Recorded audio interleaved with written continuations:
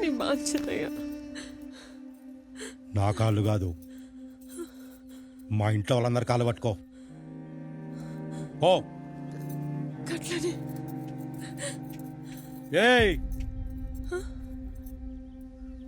మా కాళ్ళకు కాదు, మా చెప్పులకు మొక్కు.